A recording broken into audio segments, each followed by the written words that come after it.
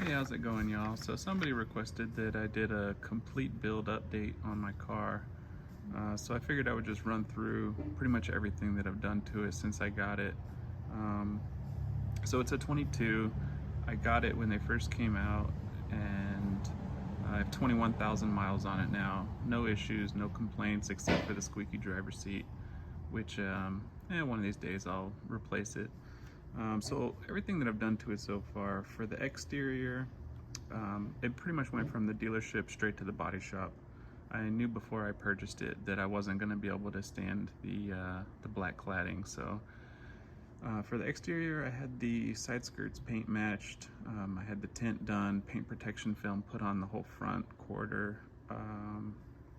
It has the sport grille installed, the LED daytime running lights fog light kit installed, and WEDS wheels TC105X. For the interior, I haven't done really anything, just seat jackers to tilt the factory seat a little bit more, and then the armrest extension, and a little bit of sound deadening. As soon as I got the car, one of the first videos I made, I pulled the door panels off to put a little bit of sound deadening inside the doors, and then I also put some inside the trunk. Just trying to make the cabin a little quieter on the inside. I came from Euros, so the first thing I noticed was that you definitely get more road noise inside these cars. So for power, nothing crazy. It's the Cobb Stage 2 with the 93 octane off-the-shelf map.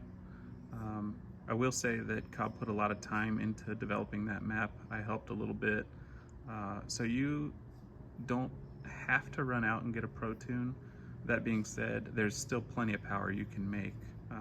Whether you're doing stage 1, stage 2, doesn't matter. I mean, the Pro Tunes are always going to give you more power. Obviously, Cobb is going to err on the side of caution, which makes sense. I would too.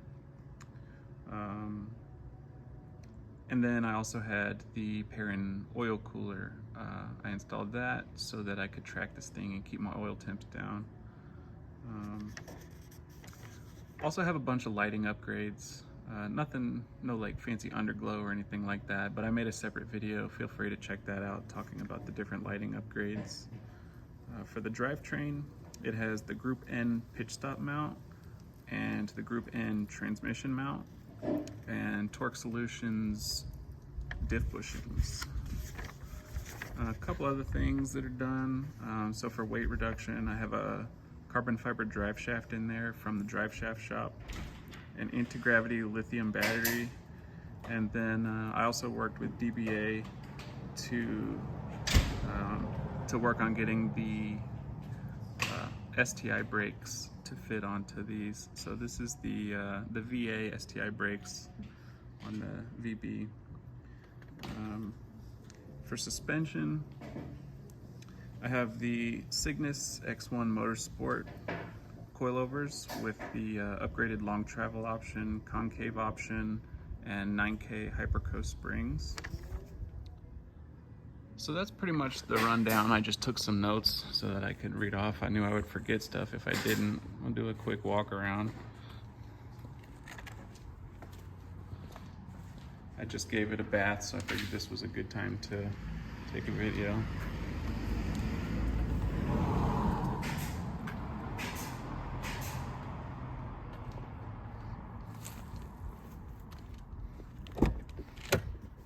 Like I said, interiors basically stock. I mean, really, other than the armrest.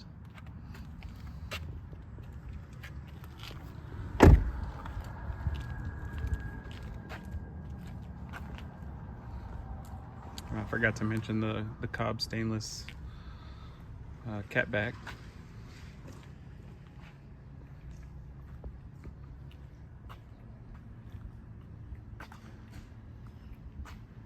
So what's next?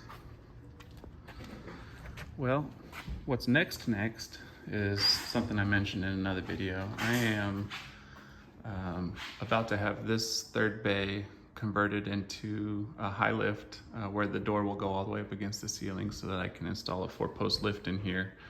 My goal is to be able to park the Subaru underneath the M Roadster. But as far as what's next for the car, well, really, I just want more track time. I mean, it's so much fun on the track. As far as the next mods I'll do, most likely I'll swap out the driver's seat for like a Sparko or a Recaro. But even still, I'll keep it reclinable so that it's still more functional than putting a fixed back bucket in there. I did fixed backs in my last track car, and once you put fixed back buckets in a car, you're gonna tend to not drive it as often. It's a fact. Don't believe me? Go install some. So the other thing that I'm planning on doing is the Cobb Titanium catback once that's available. But as I understand, it's not quite available yet, even though there are a couple in circulation. But yeah, that's pretty much it. Let me know if you have any questions or if you need a specific video about anything that I was talking about. Have a good one.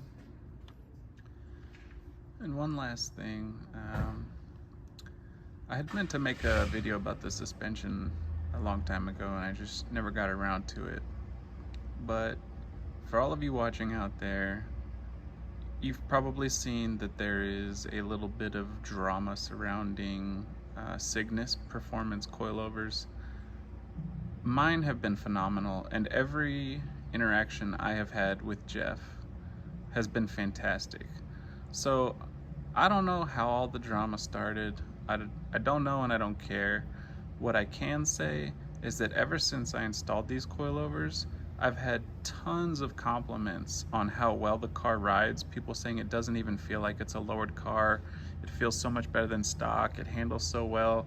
I mean, when I was doing the high performance driving event on Circuit of the Americas, the way I was bashing this thing off of rumble strips like a complete, throwing caution to the wind, the suspension took everything I threw at it and never once hesitated. I mean, I've had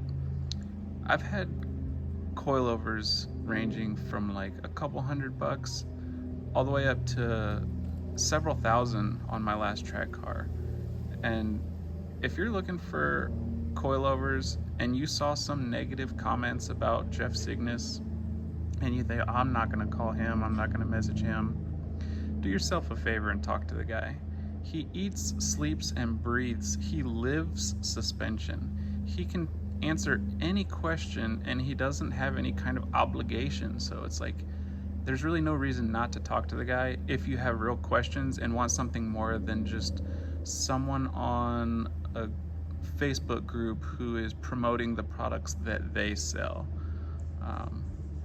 You'll see a lot of brands that promote their products through people on the Facebook groups. And he does too, and that's why there's multiple groups on Facebook.